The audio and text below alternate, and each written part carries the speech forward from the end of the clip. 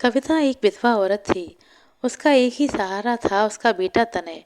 कविता तनय को बड़ा आदमी बनाना चाहती थी, इसीलिए वह लोगों के घरों में काम करती थी, जिससे वह अपने बेटे को पढ़ा सके। एक दिन तनय घर आया और बोला, माँ तुम कब तक लोगों के घरों में काम करती रहोगी? मुझे अच्छा नहीं लगता। मैं पढ़ाई छोड़कर कुछ काम ढूंढ लेता हूँ। कविता ने उसे समझाते हुए कहा, नहीं बेटा, मैं कितना भी कष्ट उठा लूँ, पर तू अपनी पढ़ाई पर ध्यान दे। भगवान ने चाहा तो तेरी अच्छी सी नौकरी लग जाएगी। मैं उसी दिन का इंतजार कर रही हूँ। तने हनुमान जी का बहुत बड़ा भक्त था। वह दिन रात हनुमान जी की पूजा करता रहता था।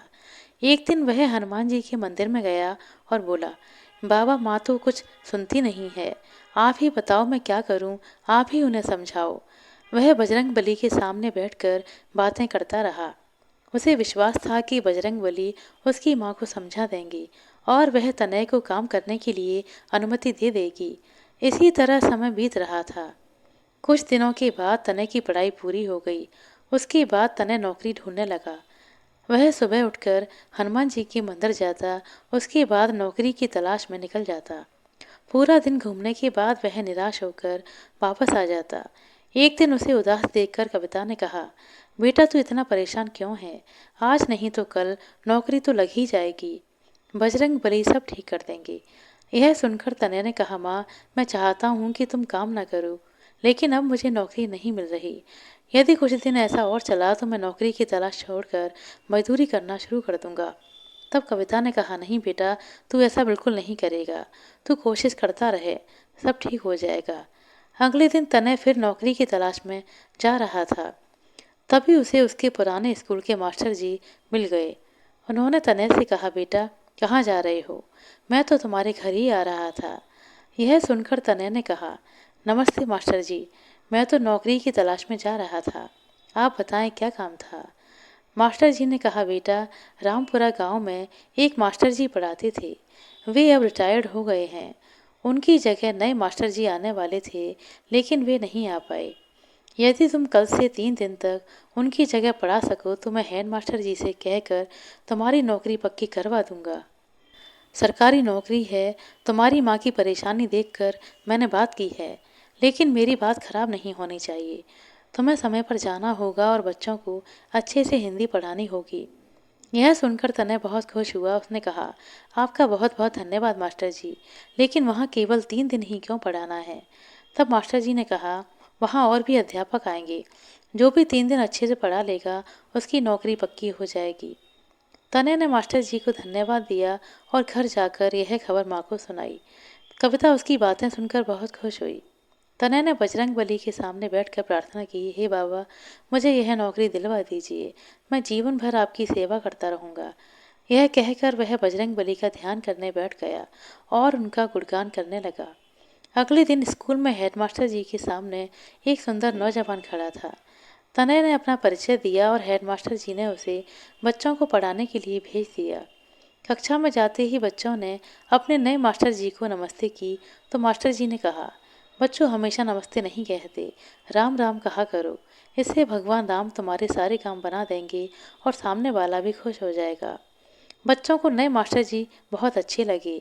वे सारे दिन भगवान राम का चरित्र उन्हें सुनाते रहे। रामायण की चौपाइयाँ बच्चों को याद कराते रहे। इसी तरह 3 दिन बीत गए। तीसरे दिन हेड मास्टर जी कक्षा में आए और उन्होंने बच्चों से पूछा, बच्चों नए मास्टर जी ने क्या पढ़ाया? एक बच्चे ने कहा, राम राम मास्टर जी।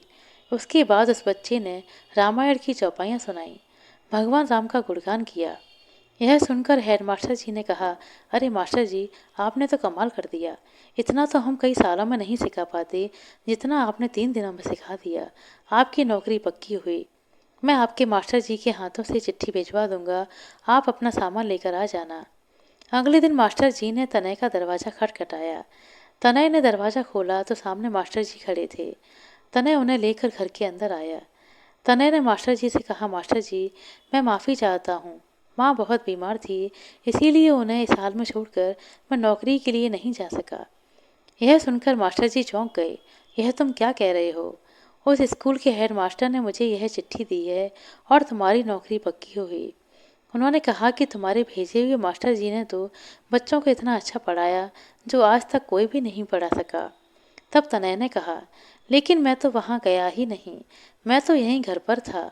मास्टर जी ने कहा, लेकिन वे तो कह रहे थे कि तुमने बच्चों को राम नाम की दीक्षा दी है। एक एक बच्चे को रामायण की चौपाइयाँ पढ़ा दी जो वे कभी नहीं भूल पाएंगे। जब तुम वहाँ गए नहीं तो तुम्हारी जगह कौन पढ़ाने गया था? तुम्हारी नौकरी तो पक्की हो गई। यह सुनकर तनय रोने लगा। उसने कहा, मेरे बजरंग बली मेरी जगह पढ़ाने पहुंच गए। यह काम केवल वही कर सकते हैं। राम नाम की दीक्षा केवल वही दे सकते हैं। हनुमान जी स्वयं मेरे लिए कष्ट उठाने पहुंच गए। यह कहकर वह हनुमान जी के सामने रोने लगा। तब कविता ने कहा, बेटा, हनुमान जी ने तेरी सारी परेशानी खत्म कर दी। मास्टर जी भी उसकी बातें सुनकर दंग रह गए। उन्होंने कहा, बेटा, तुझ पर बजरंग बली की बहुत कृपा है। वे तेरी परेशानी देखकर दौड़े दौड़े चले आए। अब तो उनका नाम ले और कल से नौकरी शुरू कर। अगले दिन तनय सुबह मंदिर गया और हनुमान जी के सामने बैठकर ध्यान करने लगा। उसके बाद वह विद्यालय गया और वहाँ अच्छे से बच्चों को पढ़ाने लगा। तनय और कविता बहुत खुशी से रहने लगी।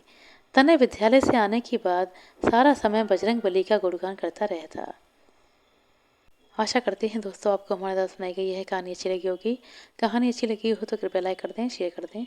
चैनल पर नए हैं तो सब्सक्राइब कर लें। अपना कीमती समय देने के लिए बहुत बहुत धन्यवाद। मिलते हैं अगली वीडियो में, तब तक के लिए नमस्कार।